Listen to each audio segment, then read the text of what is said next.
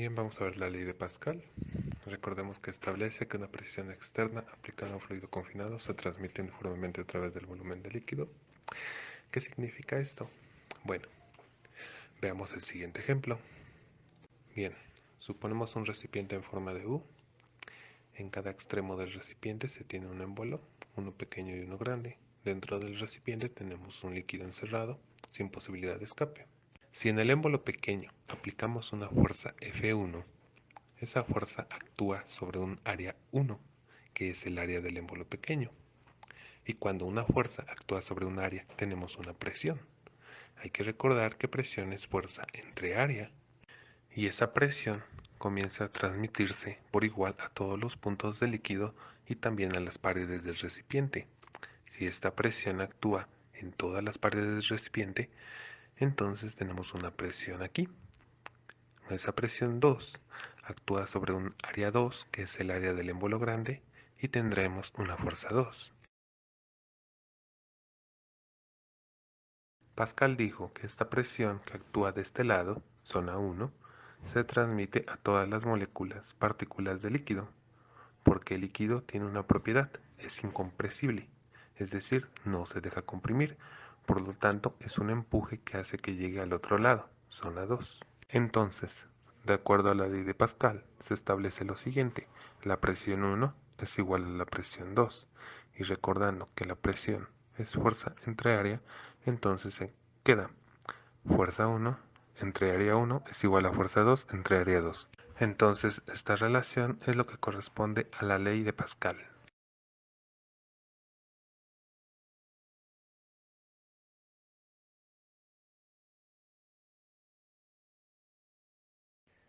Es el efecto de ganar o perder cargas eléctricas, normalmente electrones, producido por un cuerpo eléctricamente neutro.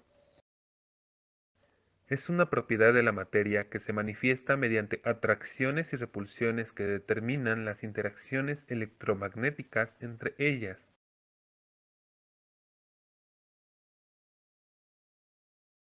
En cada uno de estos siempre está presente el principio de la conservación de la carga eléctrica y la regla fundamental de la electrostática, que ustedes ya la conocen como primera ley de la electrostática.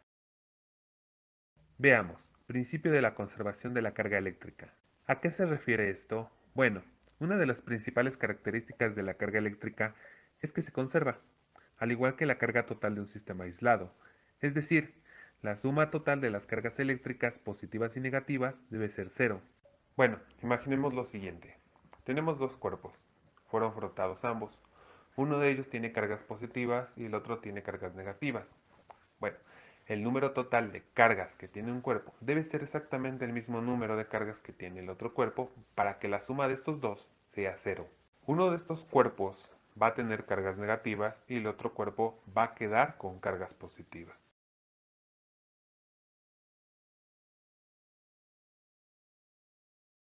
Cuando un cuerpo cargado entra en contacto con un conductor, puede haber una transferencia de carga del cuerpo al conductor, quedando este cargado positivamente si se dio electrones o negativamente si los ganó. Cuando un cuerpo cargado se acerca a uno descargado sin llegar a tocarlo, las cargas en este último se reagrupan en dos regiones distintas del mismo, debido a que los electrones del cuerpo descargado son atraídos o repelidos a uno de los extremos según sea el caso.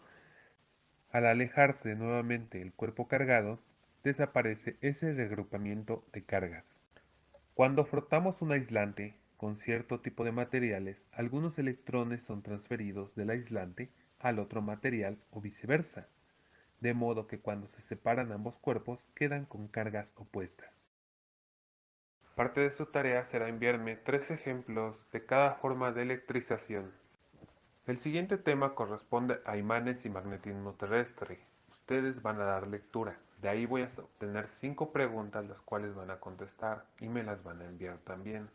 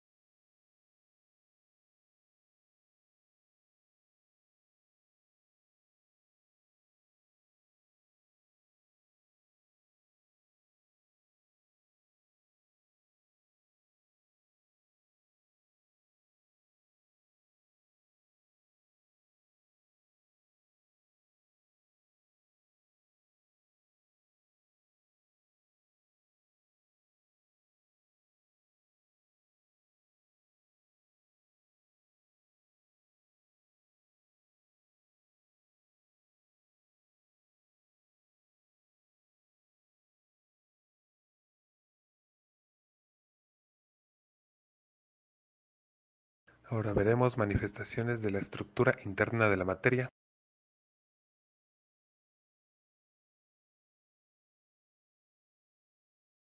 Los átomos son unidades constantes, de lo cual se concluye lo siguiente. 1. Son las unidades básicas de la materia. 2. Se diferencian por su tamaño. 3. La cantidad y tamaño de átomos definen las características de la materia de un cuerpo. Cabe mencionar que los átomos de elementos distintos se diferencian por la cantidad de protones que tienen dentro.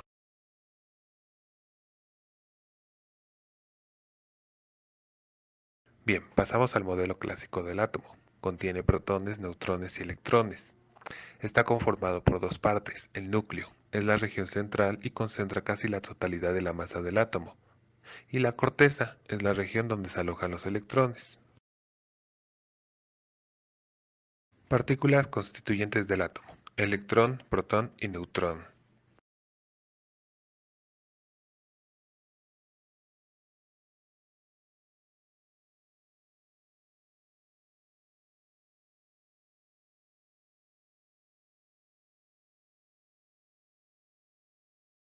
Bien, ahora veremos la capacidad de los materiales para conducir la electricidad.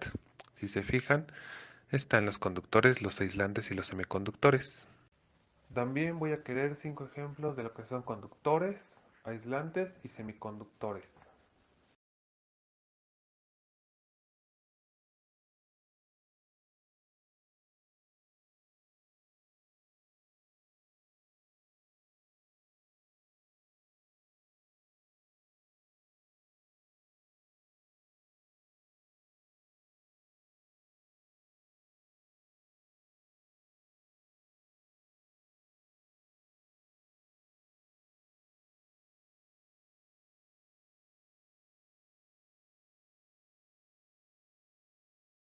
Campo magnético.